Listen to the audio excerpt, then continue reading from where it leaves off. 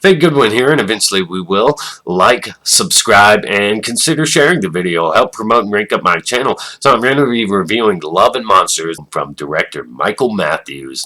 And this is written by Brian Duffield, who is racking up quite an interesting career. From Netflix original The Babysitter to Spontaneous, which I also have a review of on my channel. This guy is a pretty creative storyteller.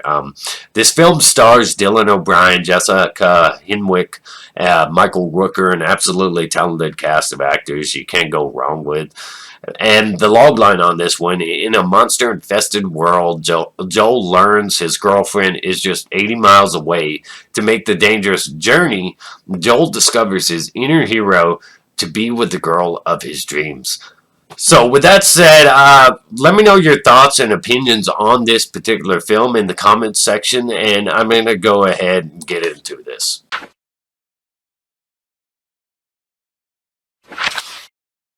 Alright, the positives on this one: it feels like a cross between Monster Hunter World and Fallout. If you're familiar with those video game titles, it's complete with a dog companion, underground bunkers, rustic decayed towns and interiors, an adorable, amusing robot scene, combined with a classic tune that just gives you that Fallout vibe. It's a mesmerizing piece of cinema that's so much more than your average blockbuster. It's a post-apocalyptic world with little human life, with lush, vibrant, overgrown environments filled with big, deadly monsters, each with different behaviors, characteristics, and patterns that lean into adapting a tactical approach as our character journeys across the equivalent of the wasteland, learning from his mistakes from others with more experience too, cataloging his encounters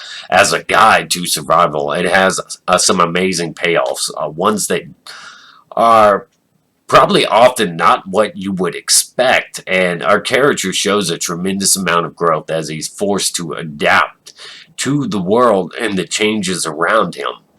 We're given an insecure, self-doubting, lovelorn who everybody cares about but doubts as well. And as he goes on this journey to reunite with a woman that used to be his girlfriend, not knowing if there will be an actual positive outcome for him with her, he gives it at least a try. He's timid, real non-action hero material that you want to see man up.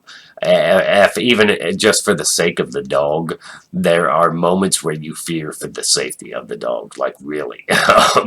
That's like to me, that's the only real like horror aspect to this movie. But there are moments where you can feel the impact for the character from the weight of all that he's already lost, and how that weighs on him in his moments where he freezes and stuff like that. And he finally, takes the risk. He lives, learns, and things aren't always what you would expect or want to happen, but they're what is needed to strengthen the character. It's an optimistic outlook with grounded outcomes, grounded conclusions, I guess you would say.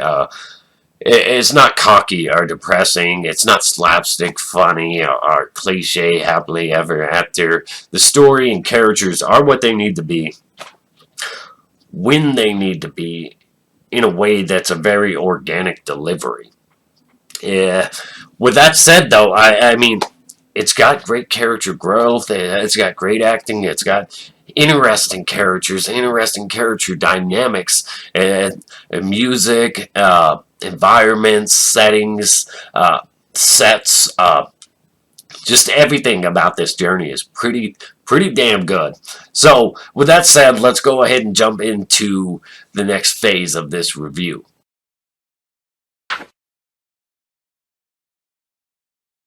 This film is a 9 out of 10 for all the reasons I listed in the positive section of this review, and for all the reasons my brain failed to spontaneously project. I mean, the only reason it's not a solid 10, because for me at first Joel was a little hard to take a shine to with his beta male behaviors, but ultimately when as the journey progresses and stuff, it's those same behavioral traits, or his lack of action, his lack of execution towards certain moments. It just makes all that so much enjoyable as the journey progresses because it happens naturally and organically. This isn't inflate a hero. This isn't some Rick Grimes. This isn't some Insta hero. It has real growth, real natural progression and all that, but there were some little things in here that are reasons I don't give it a solid 10, but it's damn near that. It's damn near a solid 10. I can't think of any reasons for anybody to not go watch this. I thought it was quite different. At the same time, though, if you have experiences with a certain video game franchise like Fallout, then you can probably draw many comparisons and similarities that will naturally make you gravitate toward it more.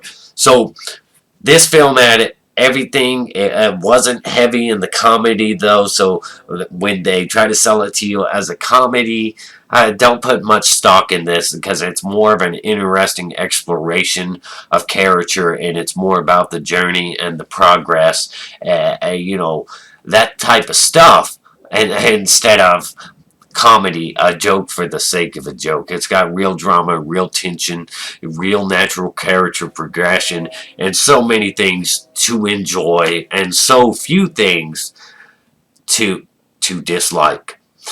That's my final score. Let me know your thoughts and opinions down in the comment section below. What you think of this one? Why it was good for you? Maybe why it wasn't bad for you. If you didn't like this film, I would really like to hear and understand why.